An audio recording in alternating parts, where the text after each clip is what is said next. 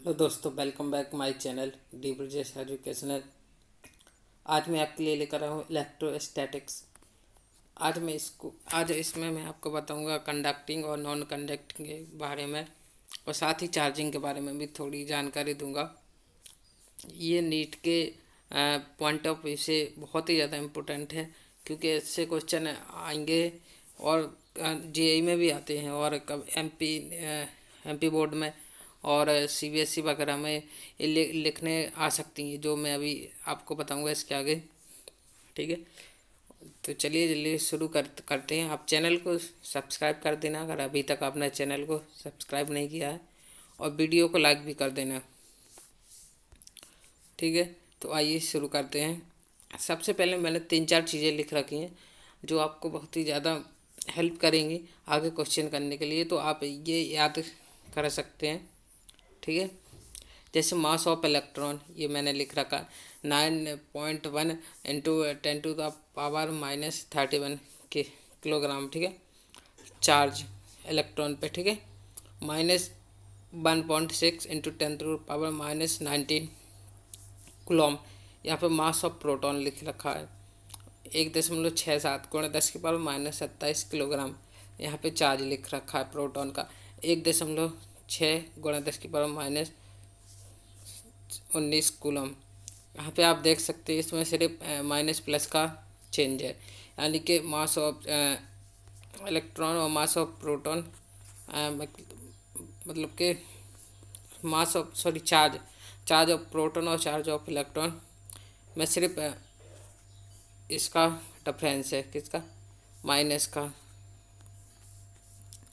चलिए अब देखते हैं स्टैटिक्स के कुछ कैरेक्टर या गुण देख लेते हैं इसमें। पहला क्वांटिनेशन, क्वांटीकरण आवेश का एक ऐसा गुण है जिसके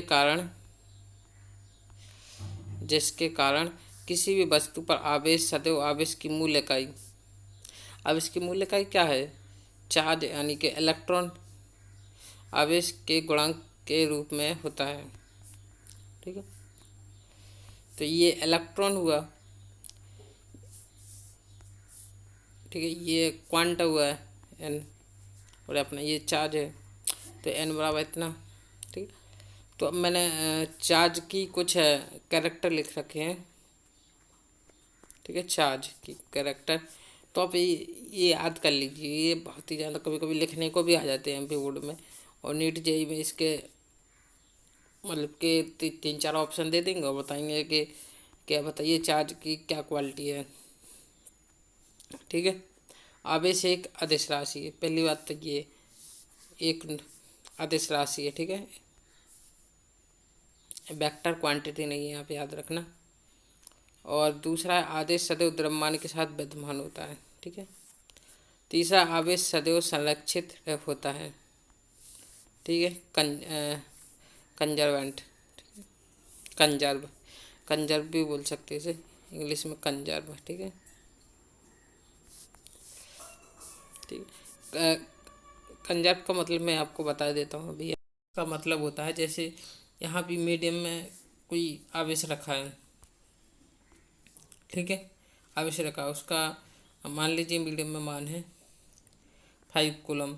इसी यदि कहीं पे भी निर्वात में ले जाएं तो वहाँ पे भी इसकी वैल्यू 5 कूलम ही रहेगी, कोई चेंज नहीं रहेगा। मतलब कि चार्ज आप कहीं पे भी ले जाएं, स्पेस में ले जाएं कहीं और भी, तो मतलब कि स्पेस में भी उसका मतलब कि वैल्यू इसकी चेंज नहीं होती, ये रहता है कंजर्व का मतलब। ठीक है, प्रश्न नंबर सॉरी पॉइंट नंबर 5, आवेश सदैव अचल या इनवेरिएंट होता है।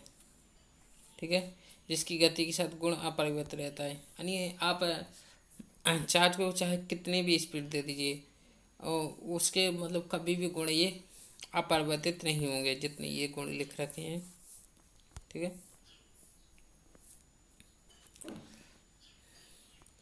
अब देख लेते हैं चालक और अचालक, कंडक्टिंग और नॉन कंडक्टिंग। ठीक है, चालक क्या है, चालक, कंडक्टिंग। ठीक है, कंडक्टिंग,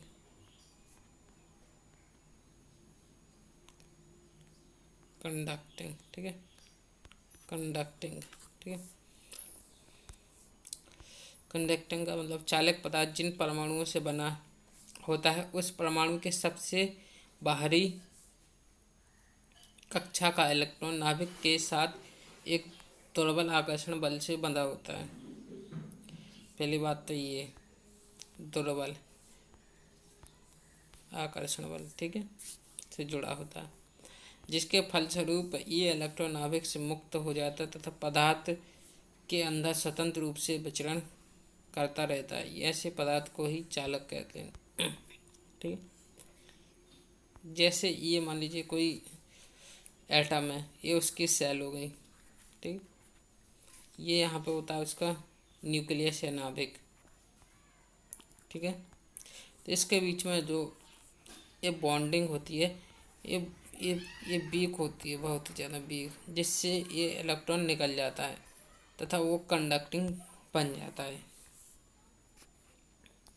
ठीक है। ये तो हो गई कंडक्टिंग बात। नॉन कंडक्टिंग का बिल्कुल इसके अपोजिट है। न्यूक्लियस और जो इलेक्ट्रॉन है उसके बीच बहुत ही ज़्यादा मतलब कि प्रबल आकर्षण बल होता है। इसके बीच, न्यूक्लियस के बीच और इलेक्ट्रॉन के बीच बहुत ही ज़्यादा प्रबल आकर्षण बल होता है, जिससे ये वाला एक इलेक्ट्रॉन है ना, ये सेल से निकल ही नहीं पाता, जिससे ये नॉन कंडक्टिंग बन जाता है, नॉन कंडक्टिंग, ठीक है।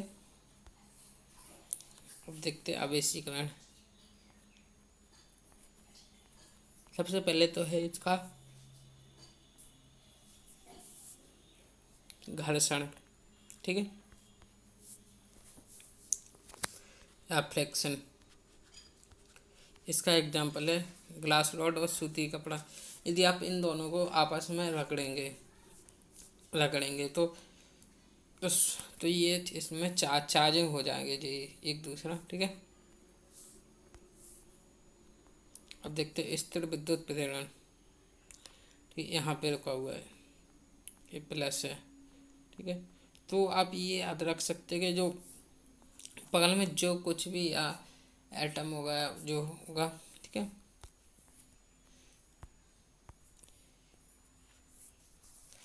तो उस पे ना ये सामने जो होगा उसके अपोजिट मतलब के प्रेरण करता है। जैसे यहाँ पे प्लस है तो यहाँ पे माइनस होगा, यदि यहाँ पे माइनस होता तो यहाँ पे प्लस होता, ठीक है, सॉरी। और इसके दूसरे साइड ये यहाँ पे माइनस है तो ये प्लस करेगा यहाँ पे, ठीक है, और इसको अर्थिंग कर देंगे तो इसका चार्ज मेंटेन हो जाएगा।